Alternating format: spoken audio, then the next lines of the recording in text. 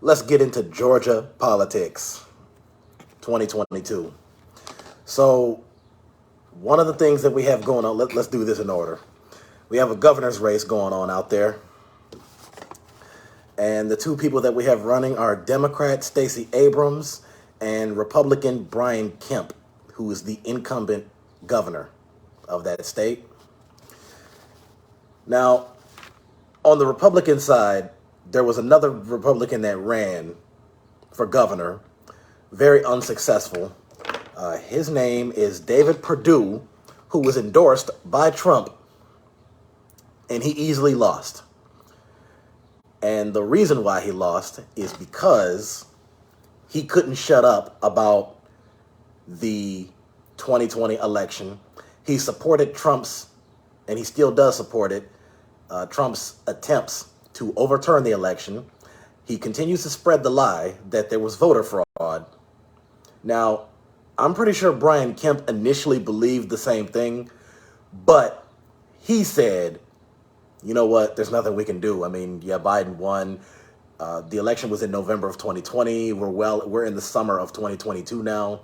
So there's nothing we can do. He's telling other Republicans like, hey, why don't we just shut up about it? And we just have to move on and go from here. But Perdue said, no, we have to side with Trump and we have to continue to try to overturn the election. And that turned a lot of voters away. So as a result, he lost. So, I'm glad that type of stupidity and ignorance helps us in a way. I don't want anybody to get that twisted. I'm not supporting Brian Kemp either. Brian Kemp is really not that much of a good person to me. He's also a crook. He's also a racist. But let me just continue going on with this. So Stacey Abrams has my support. She's a Democrat. Let's talk about it a little bit. So Stacey Abrams, I'll tell you what she supports. She supports no cash bail for poor defendants. She is a proponent of criminal justice reform. When she was a state representative, she was a state representative for 12 years, from 2006 to 2018. And she worked with the governor then to reduce the cost of prisons without increasing crime.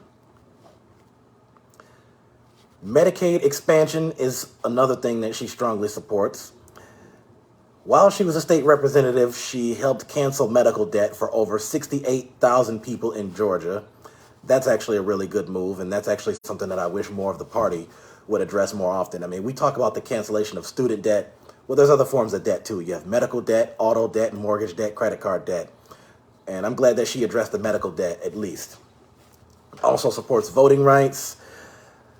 When she was a state representative, she helped implement the biggest ever public transportation funding in the state of Georgia. She supports lower insulin costs, and she says that if she gets elected governor, she's going to work with some senators in Washington, D.C. to help implement a bill called Affordable Insulin Act that was sponsored by